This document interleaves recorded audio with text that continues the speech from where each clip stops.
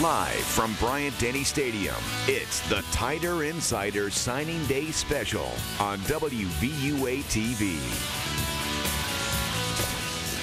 I will be attending the University of Alabama. And who says there's no drama left on signing day anymore? Dreams come true today for student athletes all over the country.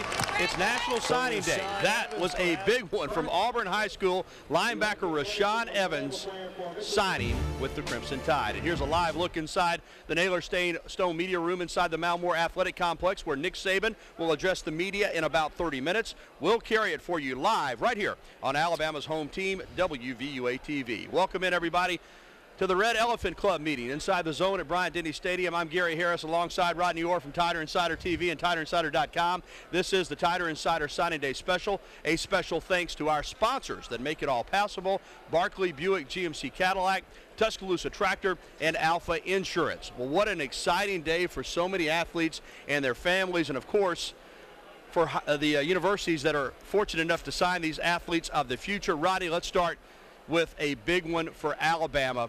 The Crimson Tide, the consensus #1 class in the country. And this webpage made the rounds moments before the Rashaan Evans announcement. It's an official bio page on auburntigers.com. You know, they have these things ready. Somehow this one went out over their website. They pulled it down, but they obviously thought they were getting Rashaan Evans, but it did not happen, and they got it off of their site. But here is Rashaan Evans. Well, first of all, let's talk about Evans before we get to him talking. Rodney, just your thoughts on what a huge pickup this is for Alabama. Well, first of all, I think obviously the class was put together. It was a great class. He was the topper. Alabama really needed another linebacker. They needed another guy with that speed and athleticism to put pressure on the quarterback. I think when you look at he and Christian Miller, who also signed in this class, two of the most athletic linebackers, the fastest linebackers in the country in terms of rushing the passer on the edge. And I think they're rated #1 and #2 in terms of, you know, outside linebackers in the country. So I mean it speaks volumes. You know, you go down to Auburn, you take a player of this caliber away from Auburn. It's really an incredible pickup. Auburn wanted to play him at their hybrid position, the star position, kind of a strong safety linebacker type. Alabama says, hey, we'll let you rush the passer off the edge. Here's Evans talking about why he chose Alabama. The reason why I picked Alabama was because I felt like not only could they, you know, help me pursue my football career, but also on aspects outside, you know, with education. Well, Rodney, we know that one recruit doesn't make or break a recruiting class. We've seen that over the years. But this is one of those that's head-to-head Alabama versus Auburn, potential impact player that you could see his decision impacting not only these two teams, but certainly the Iron Bowl, if he's playing for one side against the other, in this case, Alabama versus Auburn. Well, I think when you look at it too, Gary, a lot of people have made a big deal out of the fact that Alabama maybe hasn't, they've gone more of a national flavor in recruiting, and people have wondered about maybe is Alabama neglecting in-state. I mean, and if you look at it now, according to all the services, Alabama won the state this year in terms of recruiting. Not only won the state, but won the nation again. Well, keeping it in-state, Evans is an Auburn legacy that chose Alabama. An Alabama legacy decided to roll with the Crimson Tide. Marlon Humphrey, this is a guy that went ahead and signed on the dotted line this morning at Hoover High School, committed last week during the snowstorm, but this did not come without some work, as you see his high school coach there, Josh Niblett. Florida State provided worthy competition for Alabama. The Tide had to sweat this one out, but in the end, he signed with Alabama and says he wants to live up to his dad's legacy. That feels good. Chased me all football season. Try to stay focused, and it was always on my mind, so I'm happy it's all over. I know he's a great player. It'd be a dream if I could leave my legacy there as if he left his legacy. So it'd just be a dream come true if I could be as good as him one day. Well, Rodney, we think Evans could make an early impact for Alabama. But this is a guy that comes at a real position of need. That cornerback slot, he certainly could get on the field very early. Yeah, he could. He's got great speed, great athleticism, and has all the skills. And we talked about the logic of choosing Alabama for Marlon Humphrey. Just 50 miles down the road, his dad, obviously the former legend here, and also playing for Nick Saban, his ability to develop cornerbacks. He develops first-round NFL picks at that position faster than anybody. So, I mean, I thought it certainly made a lot of sense for Marlon Humphrey. And this is a young man, as you look at his numbers, that could also impact the kicking game potentially. Yeah, you know, Alabama's signed a lot of athletic guys. Tony Brown's another guy that we'll talk about later who could also be a great kick returner. Marlon Humphrey. You know, they have a lot of athletes on the team right now that could impact the kick return game.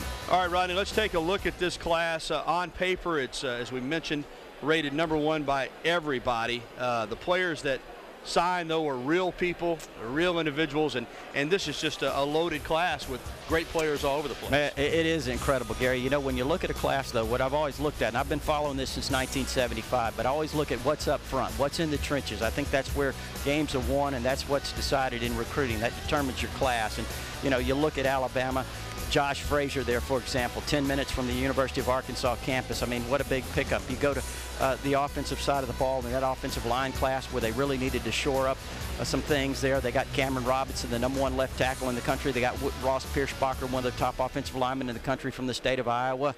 Dominic Jackson, perhaps the #1 junior college offensive lineman in the country. So, I mean, they did a bang-up job on both sides of the ball in terms of the line of scrimmage. We'll continue to look at the names that make up this class. 27 signees today. A lot of schools, you know, they talk about filling needs. Really, at Alabama at this point, you're filling needs, but you're also looking for overall quality. Such a high standard has been set. And to live up to the hype, so to speak, is amazing, but this class seems to have done it on paper. Well, I think one thing that Alabama really needed to do on the defensive side of the ball, we talked about the guys up front, but they needed quicker, faster guys. You look at a guy like DJ Petway, of course, has been here already, had 11.5 sacks on the junior college level this past season, helping his team win the national championship. You know, they needed that. They need a guy like a Rashaan Evans. They needed a guy like Keith Holcomb from here in Tuscaloosa, guys that have that speed.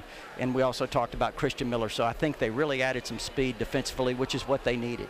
Rodney, since Nick Saban got here, all the classes have been rated highly. 2007, you know, short straw, didn't have one to recruit. I still think they finished maybe 18th or so that year. But since then, in the top 5 every year, several #1 classes. But everybody talks about the 2008 class because that pretty much changed the recipe here at Alabama. The teams had not won an SEC championship since '99, had not won a national championship since '92. That class led the way to a national championship in 2009. Do you think this class has an opportunity to maybe rival that one in terms of impact players? Well, I think so. When you look at it again, I mean, we're a long way off. These guys haven't even gotten here, most of them. Of course, we know that some of them here, they had 8 early enrollees. But, you know, when you look at it, Gary, certainly when you talk about the guys that they've brought in, the linebackers, the linemen on both sides of the ball, the guys in the secondary, Marlon Humphrey, Tony Brown, all those guys, you know, high-skilled players. And so I think certainly that they have a chance to continue what has already started.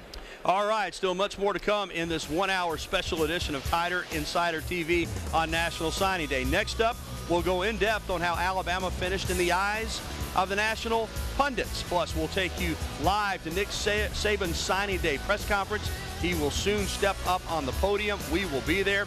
And coming up, we talk to another local star who looks to have an immediate impact on the Alabama offense. How will Bo Scarbrough do, and how does he fit into the Tide's plans? The Tider Insider Signing Day special will be right back. The Tider Insider Signing Day special on WVUA TV.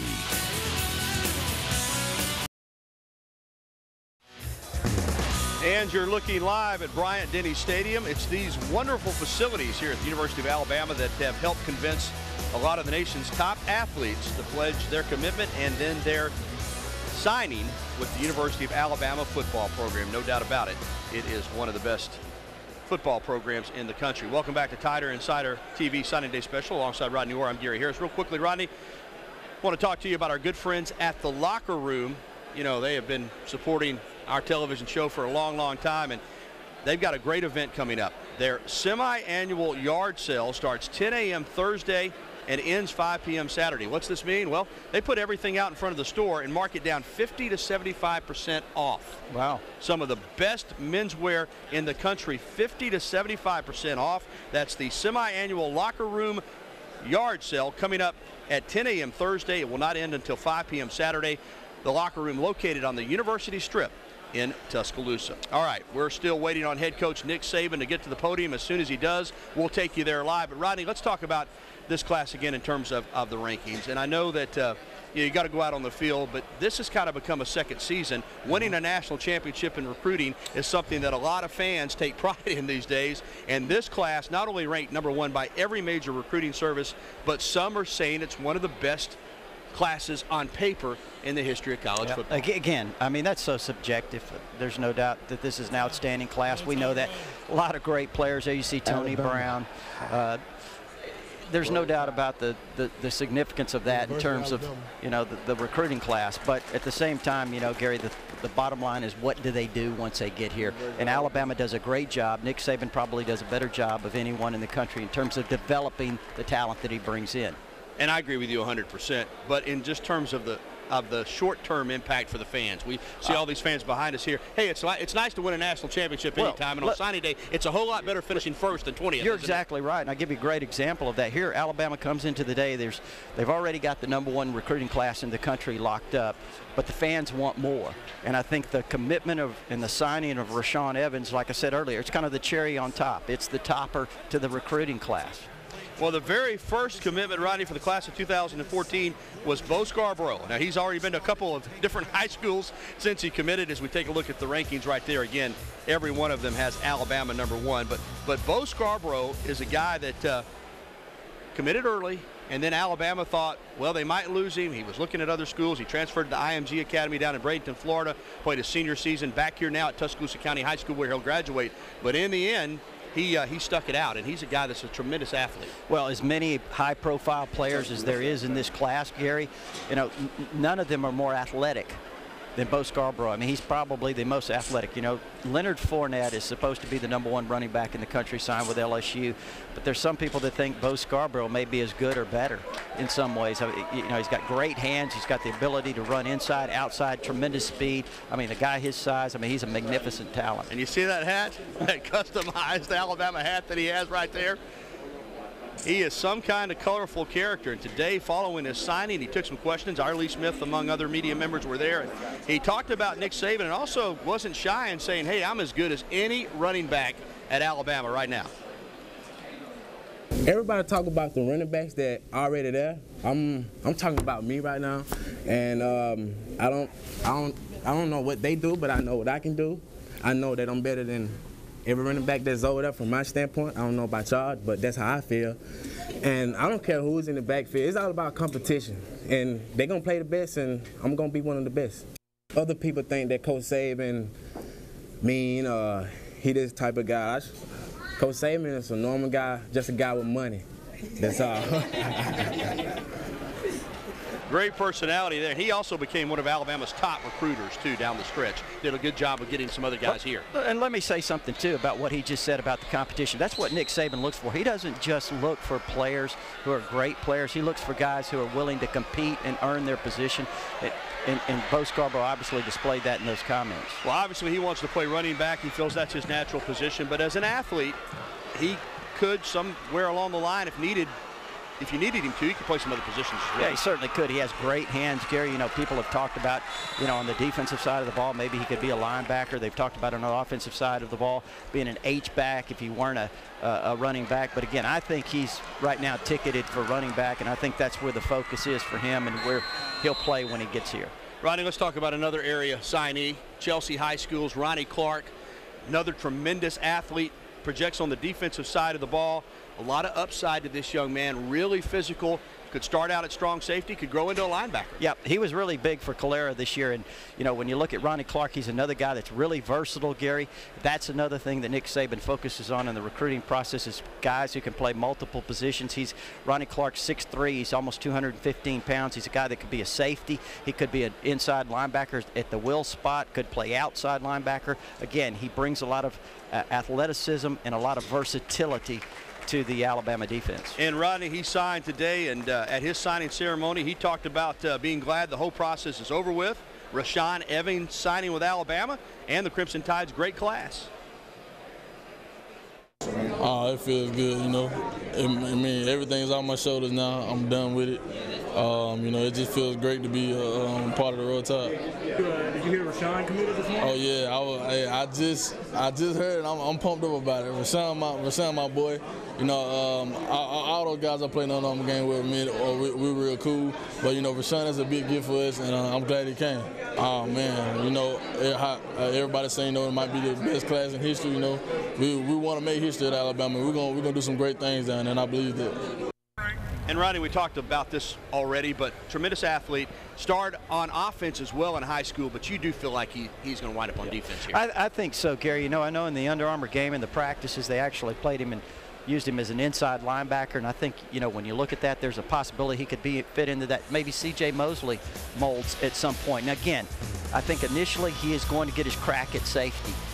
Now, we'll see how it works out. If he works out well there, then he'll probably stay there. But if not, again, he has that versatility where they can move him to other positions. Well, much more to come here on the TITV Signing Day Special. We're still waiting on head coach Nick Saban, plus a look at Alabama's defensive back class. Nick Saban coaches the DBs, and he's got some good ones to work with in this class. We're live right here until 4:30 inside the zone at Bryant-Denny Stadium. There you see all the folks gathering. The Red Elephant Club meeting is going to be taking place here. Coach Saban will be coming over here as well to speak with these good people, and we've got you covered on this Signing Day Special, Tider Insider TV. You're watching the Tider Insider Signing Day Special on WVUA TV.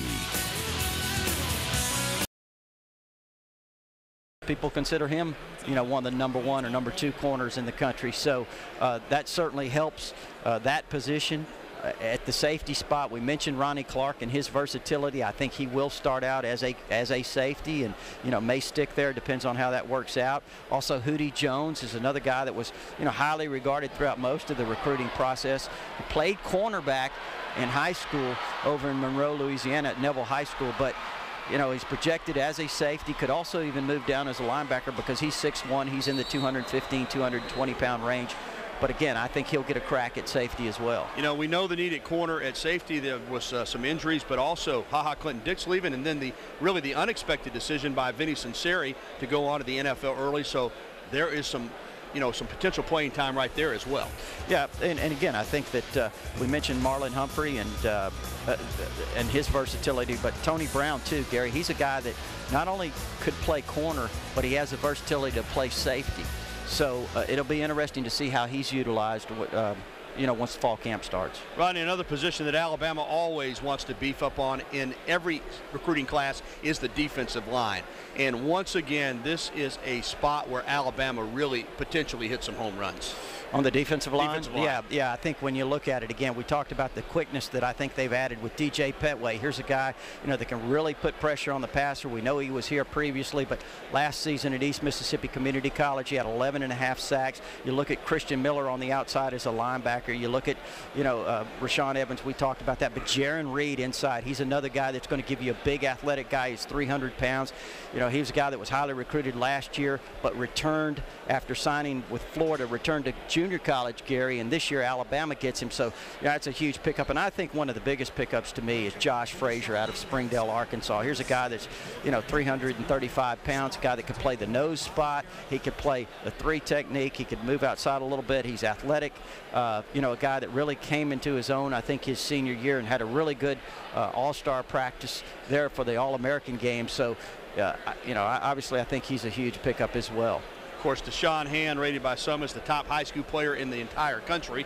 Cam Robinson also rated by some in that spot. So again, an evidence of Alabama's total recruiting class. But let's talk about you know, Petway. You mentioned him. The fact that he's already been at Alabama, how big is that? Well, I think for DJ Petway, it's kind of a redemption thing. I think he wanted to come back and prove prove himself, and I think he's a different person. I think when you look at him now, he's certainly a guy that's focused and knows what he wants to do. And I think that year in the junior college also helped him on the field. Gary, it helped him develop more as a player, gave him an opportunity to play more. And, you know, he had a sack in the national championship game against Notre Dame, and again, he had 11.5 sacks this past season, helping East Mississippi, along with Jaron Reed, to that national championship. You mentioned Deshaun Hand. I mean, here's a guy that, as you mentioned, some people think he's the #1 player in the country from Woodbridge, Virginia. I think he's a lot like Jonathan Allen, who came in last year expected to possibly be a jack linebacker, and then he really kind of grew into a defensive end that's a really quick, fast defensive end. And a couple of other names that could help down the road: Johnny Dwight and O.J. Smith,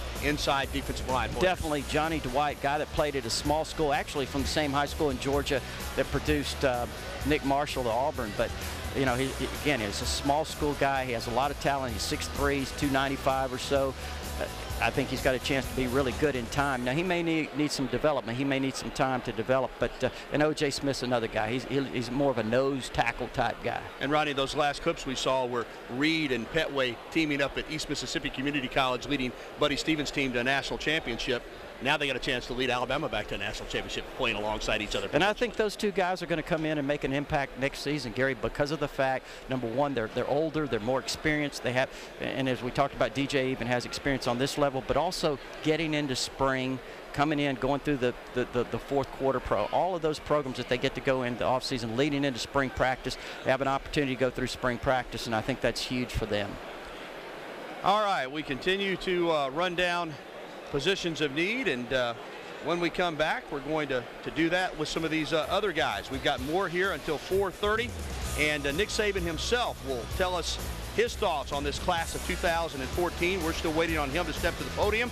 As soon as he does, we'll take you there to the Malmore Athletic Complex immediately. The Tider Insider Signing Day Special will be right back. You're watching the Tider Insider Signing Day Special on WVUA TV. The 2014 season will see these signees walk onto the field at Bryant-Denny Stadium as members of the Alabama Crimson Tide football team for the first time. And today they took the first step in that journey, and everybody is really excited about it. Welcome back to Tider Insider TV, our live signing day special from inside the zone here at Bryant-Denny Stadium. The Red Elephant Club meeting is going to be going on here. This has become a tradition. I think we've been here at least since 2009, maybe even 2008. I think 9 was our first year. Been a while. Trent Richardson when he committed. That's right, 2009. So we enjoy being here. Special thanks to Tommy Ford and all the folks here at the University of Alabama that made this happen. All right, Rodney, we've talked about this class. We're getting in depth. We're now talking about specific positions, and let's talk about an area that we've already seen with Marlon Humphrey, but the secondary.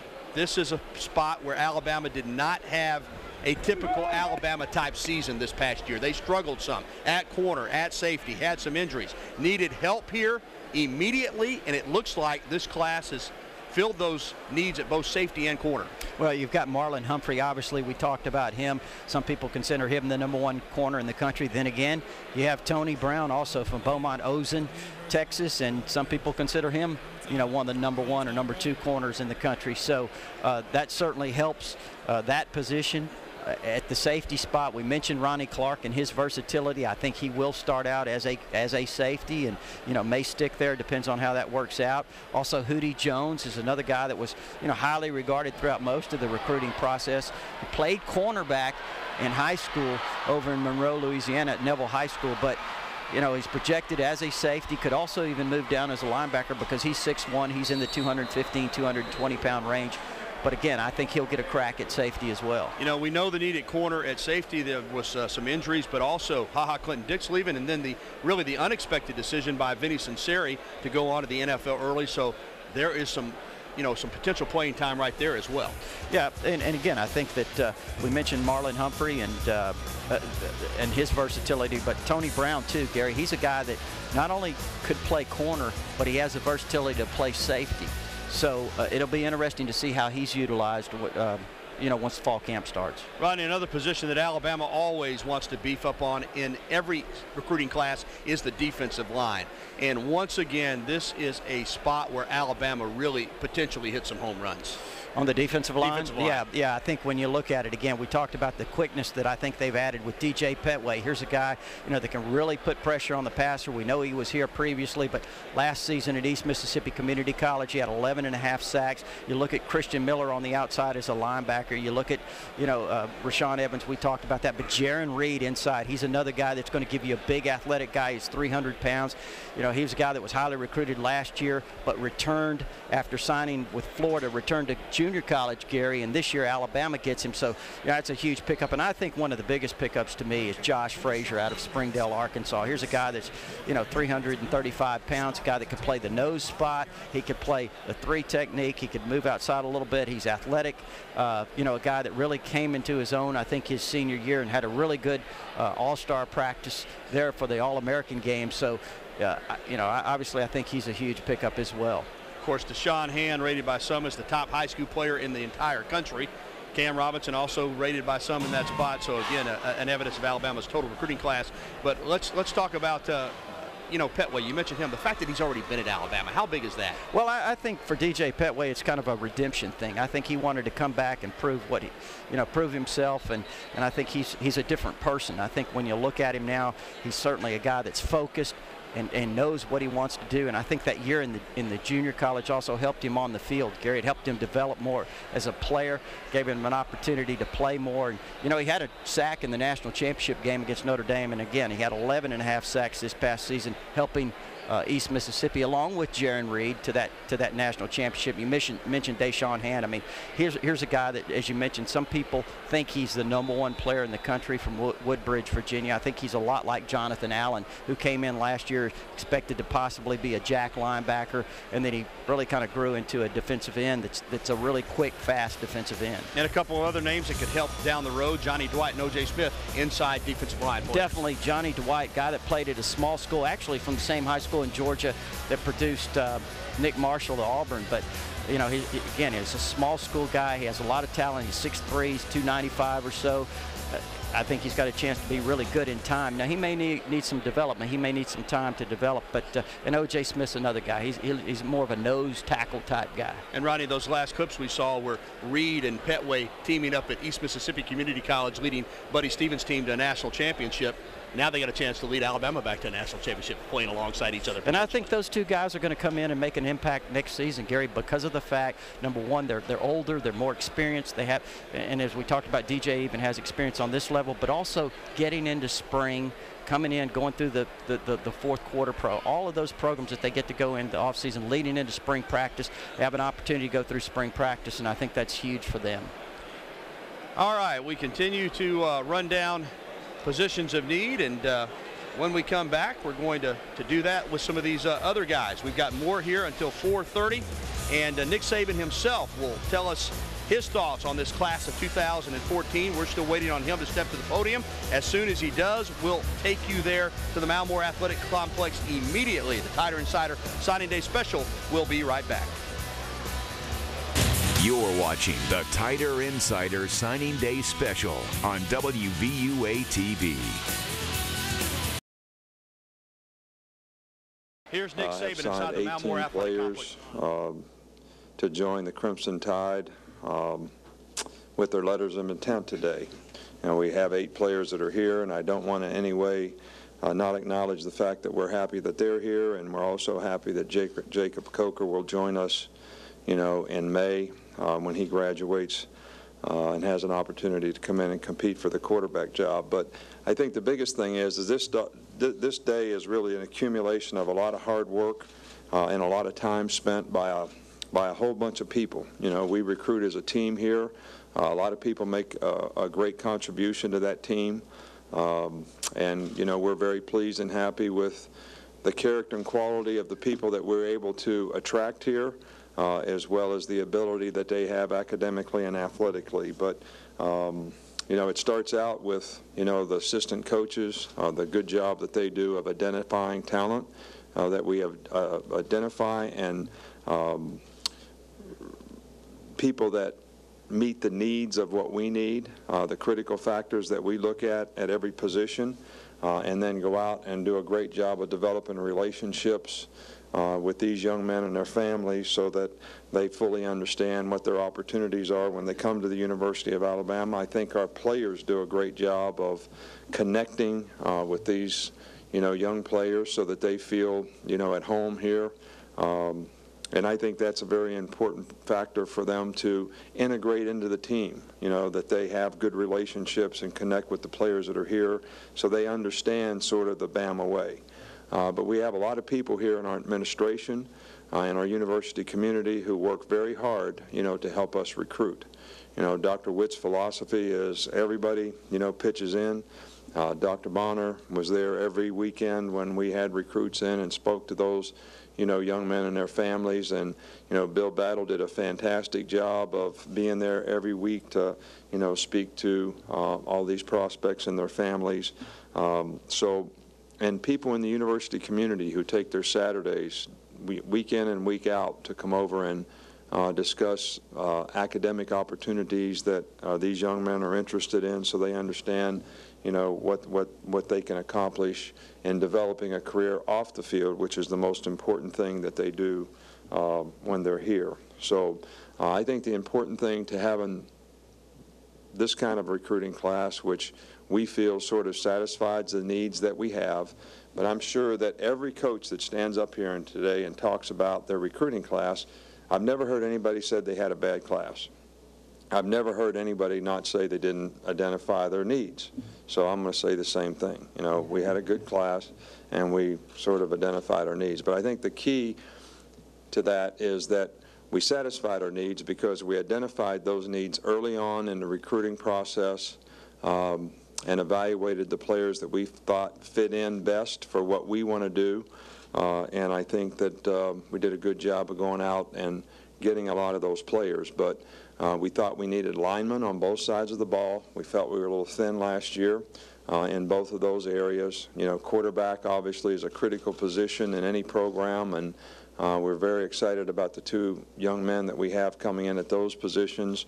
We're thin in the secondary last year. We felt like we got some really good players at that position, and one of the goals that we have was to get a little more fast twitch, quicker body type guys to play on the edges for us. You're playing against a lot more spread, and I felt between the outside backer types that we got, as well as some of the more athletic kind of defensive ends that we got, that maybe we satisfied that need as well. We also needed a punter, and we feel good about the punter that we were able to attract, you know, in this class. I think that I would be remiss not to acknowledge, you know, the role that our fans have as being a part of the team.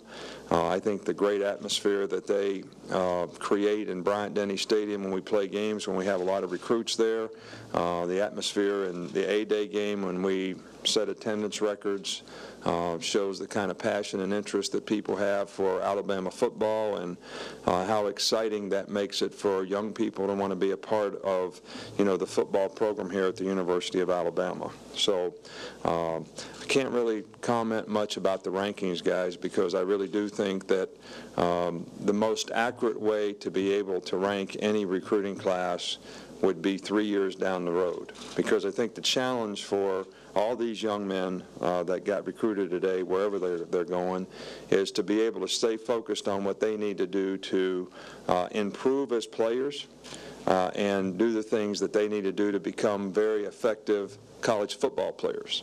And it is a challenge to go from high school to college, maybe the biggest challenge of all, maybe even more so than going from college to the NFL.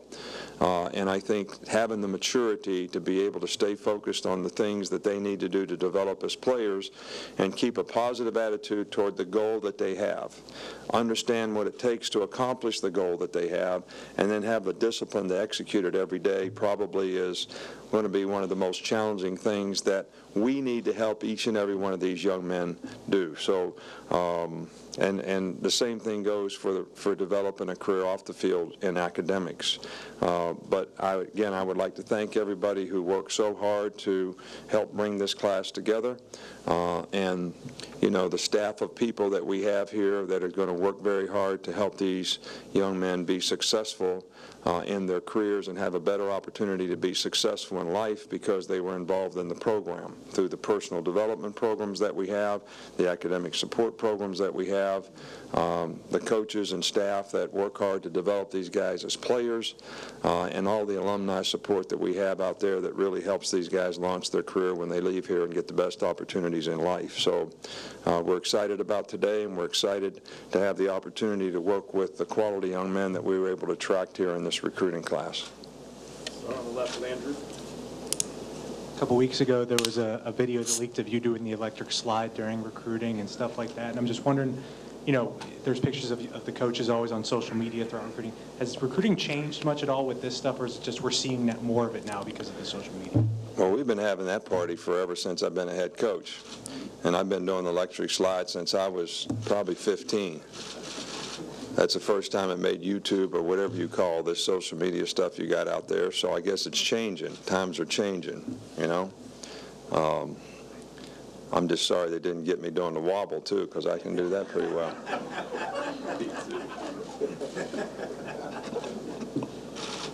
You're right, you're right. I don't even know how to follow.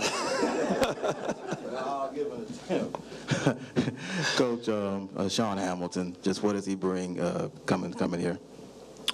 Well, you know, we really need to have guys like Sean Dion. I mean, he's a really good physical, balanced body control, athletic guy who can take on blockers and has range as a player. And inside linebackers are an area that, you know, we felt we didn't have a lot of depth at. He's a very bright guy, which I think that's a position where calls are made and responsibility for leadership are necessary, and he's very strong in those two areas as well.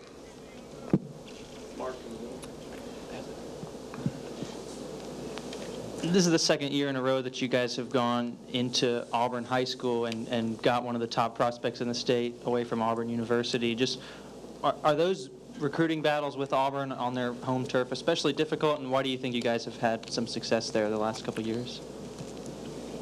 Well, you know, as soon as Rashaan committed to us today, Reuben Foster called me and absolutely said that he was a much better recruiter than I was, and he was really responsible for that. So maybe you should ask him that question. But you know, I really don't think that it makes a lot of difference where a guy's from. I mean, what we try to focus on here is the opportunity that a young man has here.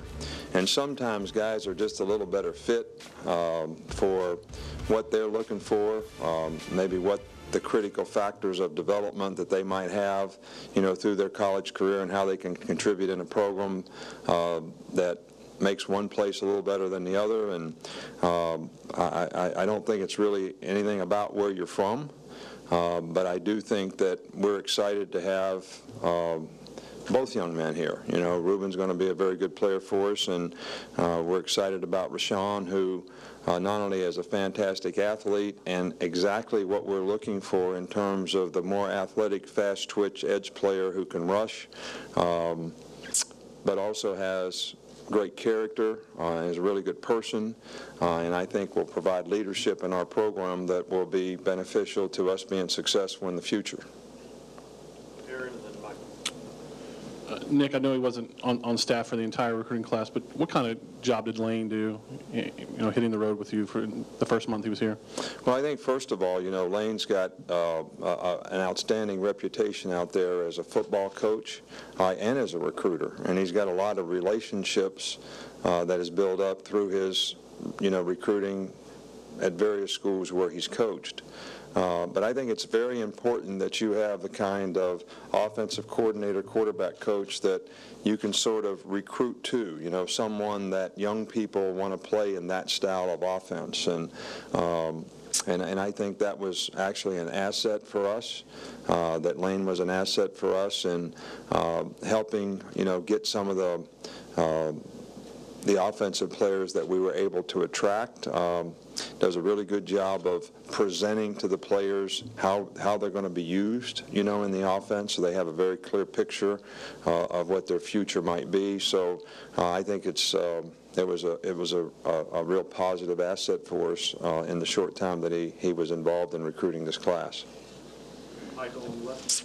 No, Marlon Humphrey was another big addition late in this class. How does he fit in and with Tony Brown, how does that dynamic work with those two? Well, we have two corners that play most of the time, and sometimes three. So then it's not like they're playing the same position. But and I like both guys because they're big, they're long, and they've got great long speed. And the way we play here, you know, the guys that you've seen that were first-round draft picks, we had 3 years in a row where we had them, you know, they all sort of fit that criteria of guy. And that's the type of guys that we really like, because when you play up on people, I think it's important to have those characteristics. You got to have ball skills, you got to be able to tackle, but I'm saying to play like we play and to play man-to-man, I think both those guys fit very well. Now I'm sure that we're anxious to help them develop and improve so that they make the transition to college and they're comfortable and confident when they go out there and play, that they understand what their job is. And we're just looking forward to working with them, and I think both those guys are going to be real assets to the program here. Coach, last week, A.J. McCarron in an interview said that, quote, in the end, success was our killer. He mentioned some of the young guys didn't buy in. He mentioned some five-star guys came in expecting to play right off the bat, felt entitled, and when they didn't get to play right off the bat, they got a little ticked off and they didn't want to work. Do you agree with that assessment? Was that an issue last year? Well, no, I don't think it was an issue on the field because none of those guys were out there playing. They weren't out there playing. And I think if it was an issue for any of our players that were playing, then they need to check their sort of maturity level, because the guys that they were out there playing with, did not have that issue. And I think this is the transition that every young man has to go through. You all in the media have started all this five-star, we rate them in the top 100, all these expectations get created for a guy when he's 17 or 18 years old.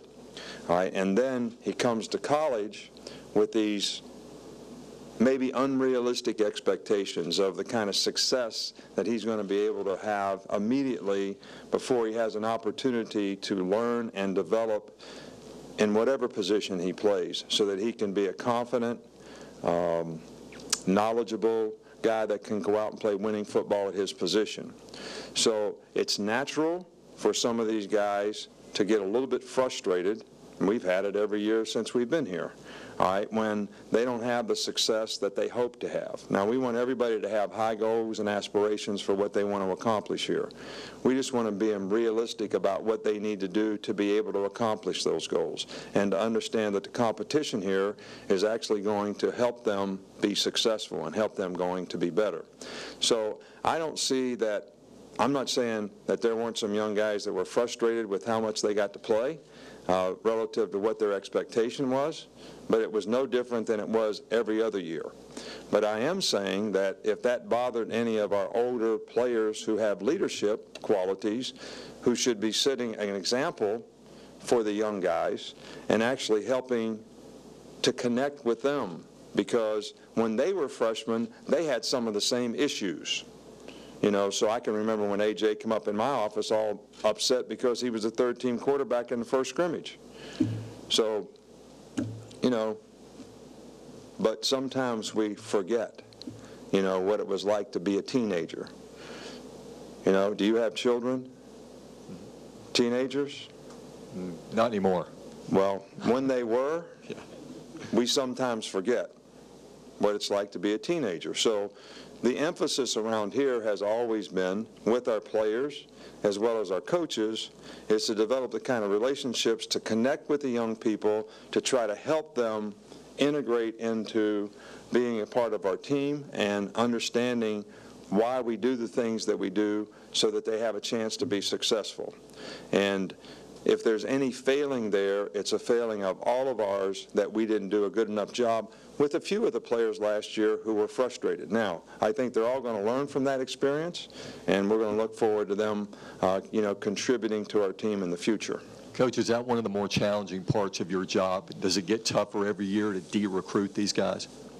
Well, I don't know that de-recruit is the word that I would use, but I think it is a part of our job that we realize is really important to helping young people make the transition from high school to college, relative to sort of the expectation that gets built up, for them, which makes it a little more difficult for them to focus on the process of things that they need to do just to improve as a player, and not worry about the result as much as what do I have to do right now to improve as a player.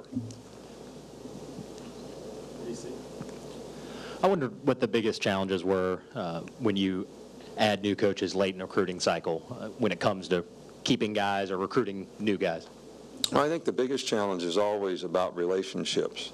I think relationships are really important in recruiting. And anytime that you have a change of staff, you know, that means that there's certain players that he had relationships with, whether it was guys at his position that we were recruiting or guys that he was actually recruiting in a certain area. So to make sure that the player feels comfortable with other people in the organization is very, very important to them feeling comfortable with other relationships, not just one relationship. And that's why, you know, we talk about team recruiting. You know, we want a lot of people involved, you know, in recruiting. And I think the players don't choose the University of Alabama because of one person, not one coach, not one assistant coach, not me. I think it's all about the team of things that we have here that help them be successful, and the team of people, I guess I should say, that helps them be successful. Coach, I know you're not in the business of ranking recruiting classes, but since you've been here at Alabama, is this the most satisfying class in terms of filling your needs? Well, you know, I don't really like to make comparisons from one class to the other. You know, I think we've had very good players in every recruiting class, you know, that we've had. Probably the class that I remember the most was, you know, the very first class that we had here. When we had a full recruiting cycle after our first season, when Julio Jones and, you know, Mark Barron and a lot of those guys came, that was probably, because I can tell you now that if you just take that whole class and say how many guys got drafted in that class, how many guys had great careers, they actually all proved that they were a great recruiting class and that they had great team success, won a national championship, and all came here when this was not the sexy place to be. All right, we weren't when we were 7-6. All right, so I guess that class is the one that's closest to my heart. All right, because those guys bought in when they just believed that we were going to be able to be successful, and they can make a great contribution to helping us be successful, and you know that class really did. So, and I'm not making any comparisons in any classes, but I really do feel that the character of this class, as well as the ability of this class, I think I'm very pleased with. I will say that. Specifically the offensive and defensive line, coaches always say that's kind of where it starts on a team success. Kind of how do you feel about the guys you got on just the big men you got? Well, and I think that was a point of emphasis early on, you know, when we started this today, is that we needed to get quality people up front on both sides of the ball. We got 6 offensive linemen, and I think 6 defensive linemen. Even though 3 of those guys are junior college guys, we felt that it was important that we get some guys that had a little more maturity about them, a little more veteran experience, maybe you might call it.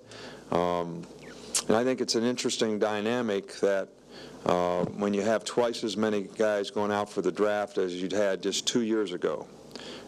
So, you know, 50 to 74 to 100, you know, that always makes your team a little bit younger, and it may force guys to play a little earlier, you know, in their career, which is fine with me as long as they're ready to do that.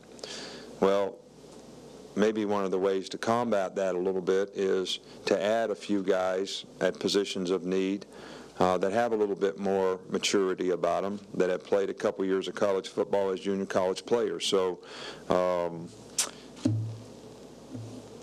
that's the reason that we sort of added those guys, and we feel really good about the contribution that those guys can make. But we're pleased with the size and athleticism of the guys that we got on both sides of the ball in the line. And to follow up, could you kind of talk, you've got guys at key positions, left tackle, cornerback, quarterback, all here. What kind of benefit is it for them to go through spring at those positions? Are you talking about the 8 new guys or just? Yeah, the 8 new guys, the guys right. that are already here. Well, you know, I don't think there's any question about the fact that when you're a mid-year guy, your transition to college is a little smoother transition because you have more time to make the transition. You know, when you come in the fall, you know, you start practice, you have school, you have a first game, all in a month. Now, our guys will be able to be here 3 or 4 weeks before we do anything at all in football. Then we lift weights for a couple weeks. Then we start off-season program. Then we have spring practice. Then they have a month off in May, and then we go through it in the summertime and summer conditioning. And then in the fall, they're kind of going through these things for the second or third time. So their opportunity to learn and grow and mature and adjust academically is much greater. Now, I don't ever try to talk a guy into coming in as a mid-year guy. All right, I think you make a sacrifice to do that. You give up half your senior year. All right, so that player has to want to do that, to me. And if he wants to do it, we're fine with him doing it, but it's not something that we go out there and encourage guys to do. But it does have its benefits in terms of transition into college life, socially, academically, and athletically. 2 more, Ken, and then Chris. I wanted to go back to Rashaan. Did he call you this morning, and what was that conversation like, and your reaction to the phone call, first of all?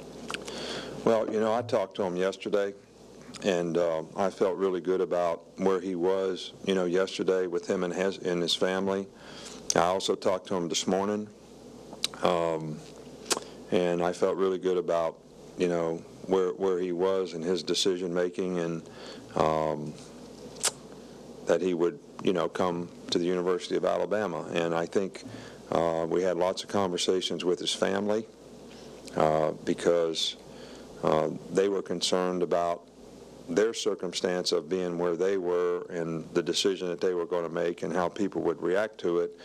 And I said, however many people you think you're not going to make happy there, you're going to make a lot more people happy here. So, and that's exactly what happened. So we were just excited about getting a fine young man that has such talent, in our program, who is a good fit from a position standpoint at outside linebacker. Last one, Chris. An athlete like Bo Scarbrough, just what kind of possibilities are there, and where do you see him starting this when he gets here?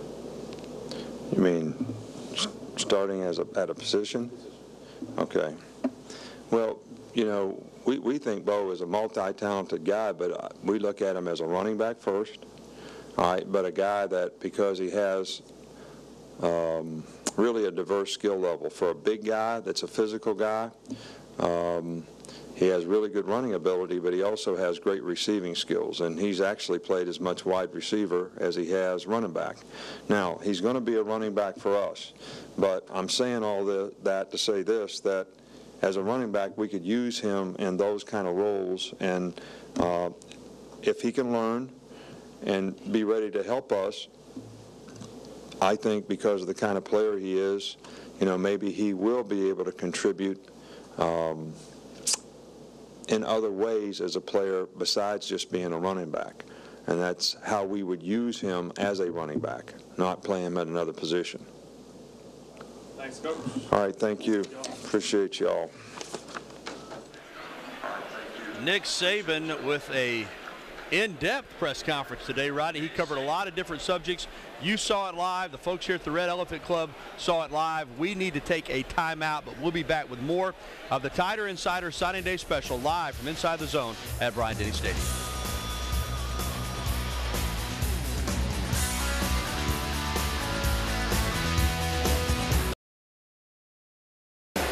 And you're looking live at Bryant-Denny Stadium. We're inside here at the Zone with the Red Elephant Club, another Tider Insider National Signing Day special coming to a close. Rodney, we just got a few seconds, but another great day for Alabama. That was unbelievable. Again, Gary, Alabama comes into the day with clearly the #1 class in the country. Really not much left to do, but they finished with a bang anyway with landing Rashaan Evans as maybe the state's #1 player. Well, thanks to everybody that made it happen, our sponsors, all of our crew. Special thanks to our producer, BJ Milliken. It's been another great day for Alabama. We've got more coverage coming up at 5, 6, and 10. Have a great afternoon, everybody. Roll Tide.